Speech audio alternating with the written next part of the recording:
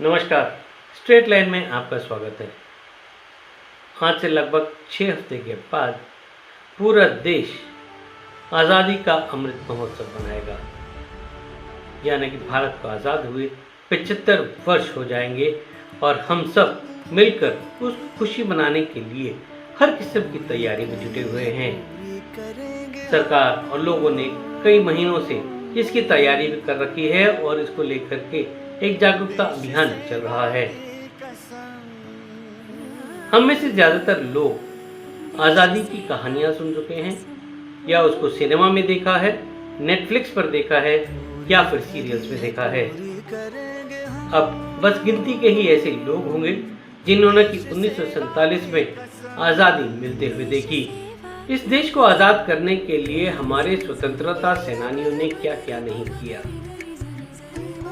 भगत सिंह जैसे लोग हंसते हुए फांसी पर चढ़ गए।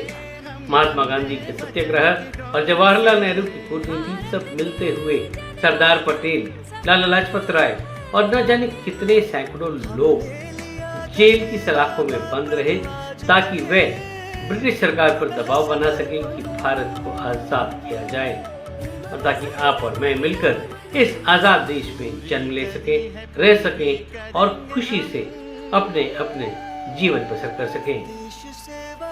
लेकिन पिछले कुछ हफ्तों से लगातार जिस तरह का हालात हम देश भर में देख रहे हैं वह चिंताजनक बनते जा रहे हैं।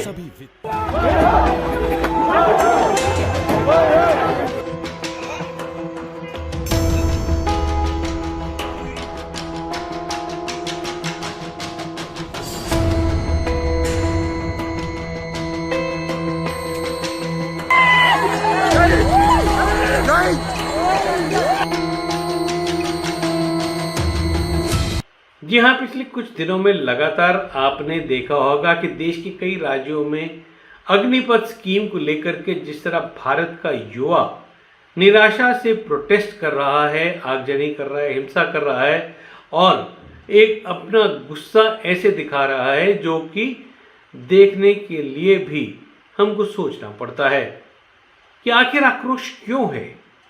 ऐसा क्यों है कि ये युवा सड़कों पर उतरकर ट्रेनों में आग लगा रहे हैं, बसों में तोड़फोड़ कर रहे हैं और सरकारी संपत्ति का इतना नुकसान कर रहे हैं। ये अग्निपथ स्कीम जब सरकार लाई तो काफ़ी लोगों को शायद ये उम्मीद थी और सरकार को भी ये उम्मीद थी कि शायद इससे जो बेरोजगारी की समस्या है उसका कुछ हल मिलेगा। लेकिन हैरानी की बात तब हुई जब यह स्कीम सामने आते ही सिर्फ ये आश्वासन दिया गया कि 4 साल के लिए ही सेना में नौकरी का मौका युवाओं को मिलेगा और वह भी मात्र 48,000 युवाओं को। स्कीम है मेरे मुताबिक बहुत ही रिग्रेसिव है। अगर आपने डिफेंस मिनिस्टर की स्टेटमेंट सुनी तो उन्होंने सबसे पहले कहा इसका मुख्य मकसद है कि हिंदुस्तान की फौज को एक बेहतरीन, दुनिया की बेहतरीन फौज बनाना। वो शायद भूल गए कि इस समय हिंदुस्तान की फौज दुनिया की सबसे बेहतरीन फौज है और एक सबसे बेहतरीन फौज को आप एक ऑर्डिनरी फौज बनाने में कन्वर्ट करने जा रहे हो। 4 साल के लिए यूथ आकर्षित नहीं होगा, लेकिन जबरदस्ती क्योंकि बेरोजगारी है, कोई और नौकरी के साधन नहीं है, गवर्नमेंट किसी प्रकार के नौकरी के साधन को नहीं जुटा सकी। जो गुस्से की लहर हमने देश भर में देखी है वह एक बहुत बड़ा चिंता का विषय है, क्योंकि ये आक्रोश, ये जो ताकत युवा की है उसको सही मार्गदर्शन दिखाना हम सबकी जिम्मेदारी है। उनका गुस्सा इस तरह सड़कों पर फूटते देख करके ये चिंता का विषय बन जाता है कि क्या हम अपने देश की सुरक्षा ऐसे युवाओं के हाथ में सौंपेंगे। जी, तो क्या लगता है सरकार वापस लेगी? जरूर लेगी। अगर सब कोई जरूर लेगी। कहाँ नहीं लेगी? नहीं लेगी तो हम लोग खुद आतंकवादी बनेंगे। खुद वापस नहीं लेंगे तब तक छोड़ेंगे नहीं। अगर सरकार वापस नहीं लेगी तो हम लोग मजबूरी में आतंकवादी बन जाएंगे।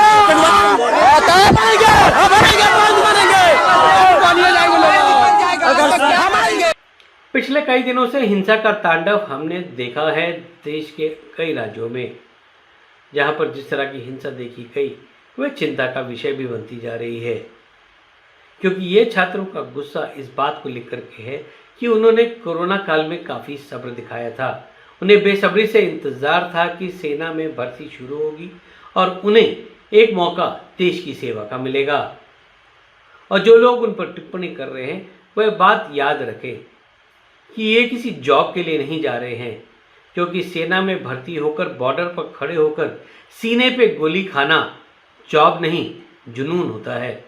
तो मैं किसी राजनीति में नहीं पढ़ूंगा, ना मैं राजनीति की बात करूंगा जी। लेकिन जो मेन मुद्दे को आप उठा ही नहीं रहे, मुद्दा ये है जो 2.5 साल से जो बच्चे प्रोसेस में चल रहे थे, नोटिफिकेशन से वो किसी का मेडिकल हो गया, किसी का रिटन एग्जाम हो गया, और कई तो ऐसे थे सब कुछ हो गया, सिर्फ कॉल लेटर आना था ज्वाइन करने का। पिछले 1-1.5 साल से ये बच्चे धक्के खा रहे हैं, भर्ती दफ्तर के, अपने एमएलए के पास, एमपी के पास जा रहे हैं, भारत सरकार के पास जा रहे हैं। ये फरवरी मार्च से चल रहा है इनका। सब ये बोलते रहे एडमिनिस्ट्रेटिव रीजन है, आपको ले लेंगे, आपको ले लेंगे। इनके बारे में कोई बात नहीं हुई और अचानक आप ये स्कीम लेके आए हैं और 2.5 साल में ऐसी कोई विपदा नहीं आई। एनडीए चल रहा है, आईएमए चल रहा है, ओटीए चल रहा है, बीएसएफ, सीआरपीएफ सब कुछ चला है, मेले चले हैं, रैली हुई है, सब कुछ हुआ है। लेकिन ये गांव के बच्चे, देहात के बच्चे जो एक प्रोसेस में चल रहे थे, गवर्नमेंट की नोटिफिकेशन के ऊपर इन्होंने अप्लाई किया था, उनके बारे में कोई जिक्र नहीं है। अब कह रहे हैं वो सब रद्द हो गया है, अब दोबारा जो भर्ती होगी टूर ऑफ ड्यूटी पे। ये जो एज रिलैक्सेशन की आप बात कर रहे हैं, ये एज रिलैक्सेशन से उनका मसला हल नहीं होता है। जो पिछले 4-5 साल से मेहनत करके स्टेज पे आए हैं, कोचिंग करी है, भागा दौड़ी कर रही है। तीनों सेनाओं के आला अफसर, बीजेपी सरकार के मंत्री और अन्य लोग लगातार इस प्रयास में जुटे हैं कि वह इन युवाओं को समझा सकें कि ये जो अग्निपथ उनके लिए तय किया गया है, जो उन्हें अग्निवीर बनाएगा, वह उनके लिए कितना लाभदायक है। मेनस्ट्रीम मीडिया भी बार बार इस बात को हाईलाइट कर रहा है कि इससे के चलते हुए उनको कम से कम 4 साल की नौकरी और उसके बाद में 11 लाख रुपए की पेंशन मिलने वाली है। लेकिन आप और मैं ये बात बखूबी समझ सकते हैं कि क्या 23-24 साल की उम्र में रिटायर होने के बाद ये युवा छात्र या युवा क्या करेंगे?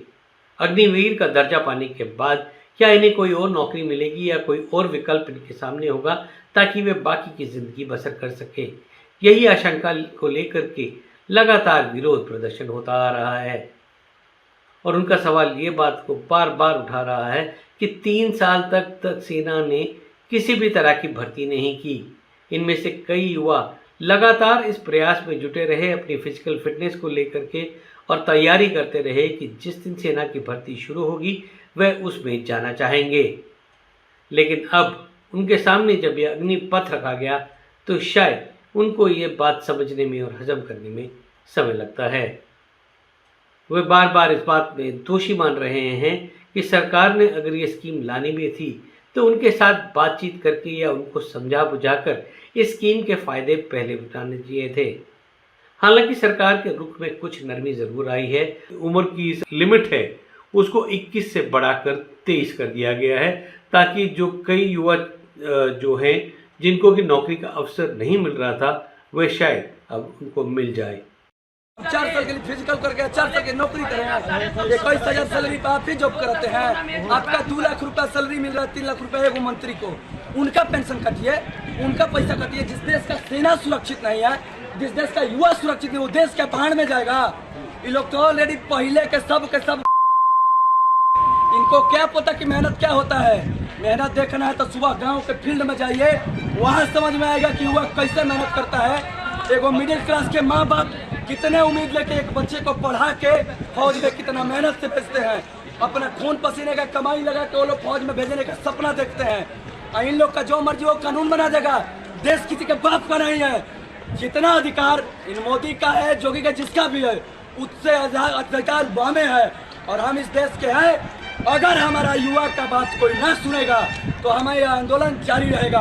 अगर हम फौज में नहीं गए तो उसके लिए मरना शहीद है, मंजूर है, हम मरेंगे, कबूल है। बेरोजगारी की समस्या बहुत बड़ी है और शायद यही कारण है कि लाखों छात्र इस प्रयास में जुटे हैं कि इन 48,000 लगभग जो पोस्ट हर साल बनाई जाएंगी उसमें वे अपनी किस्मत आजमा लें।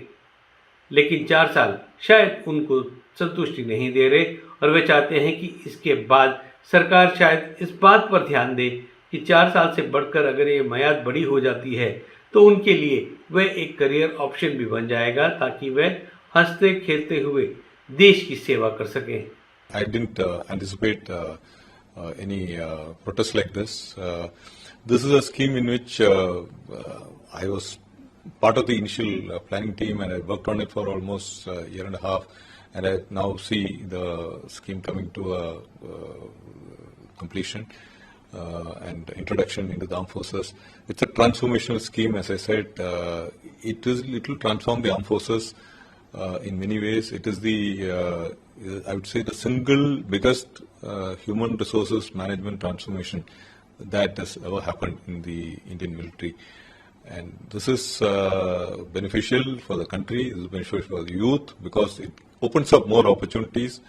I think the protests are because of misinformation and misunderstanding of the scheme, where earlier one person used to get an opportunity to serve in the armed forces. Now probably 3 times that number, maybe 4 people will get an opportunity to serve in the armed forces.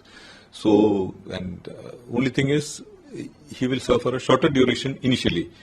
It has got many benefits because he gets an opportunity to decide whether he wants to pursue the armed forces as a career, or whether he wants to take on some other job, any other job in the industry or in the government and so on. Agnipath scheme से नाराज युवा छात्रों को एक समय के लिए ऐसा लगा कि वे शायद अपनी लड़ाई में अकेले हैं। जहां सरकार पूरी कोशिश में जुटी है उनको वो स्कीम समझाने के लिए, बाकी कोई विपक्षी राजनीतिक दल उनके साथ खड़ा हुआ भी नजर नहीं आया। आम आदमी पार्टी ने तो लगभग चुप्पी सी ठान रखी है और वह शायद इस बारे में जिक्र भी नहीं करना चाहती। और वहीं कांग्रेस के वीर अपने युवा नेता को बचाने में जुटे हुए थे, जो कि इन्फोर्समेंट डायरेक्टर की इंक्वायरी में थे। उन्होंने सड़क पर प्रदर्शन किया, गिरफ्तारी दी, सिर्फ अपने युवा नेता को बचाने के लिए और ना कि इन युवा प्रदर्शनकारियों के समर्थन के लिए।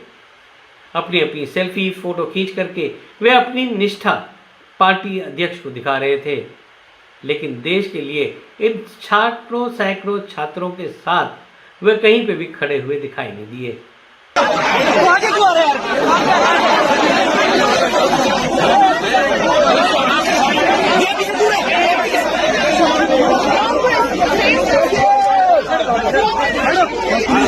युवाओं के इस आक्रोश को देखने के बाद कहीं न कहीं सरकार में भी अब 2 राय बनती नजर आ रही हैं। जिस तरह से किसान आंदोलन, सीए, एनआरसी और कई अन्य मुद्दों को लेकर के सरकार ने जैसे अपने कदम पीछे लिए थे, यहाँ पर भी वह दिखाई दे रहा है कि शायद इस मामले को लेकर के सोच विचार हो रहा है। क्योंकि कुछ लोग इस बात को ज़रूर मानते हैं कि जो युवाओं का गुस्सा है वह जायज़ है, क्योंकि 3 साल तक सब्र के बाद अगर उनको लगता है कि उनकी नौकरी का रास्ता ही बंद कर दिया जा रहा है तो इस तरह का आक्रोश स्वाभाविक था। लेकिन अब सबकी नज़रें प्रधानमंत्री नरेंद्र मोदी पर हैं, जो कि इस समय तक, जब तक हम रिकॉर्डिंग कर रहे हैं, उन्होंने इस मामले पर अपनी कोई भी राय नहीं रखी और बाकी सब ने जिस तरह से चुप्पी ठान रखी है, सोचने पे मजबूर करते हैं कि क्या इन युवाओं की आवाज़ कोई सुन भी रहा है।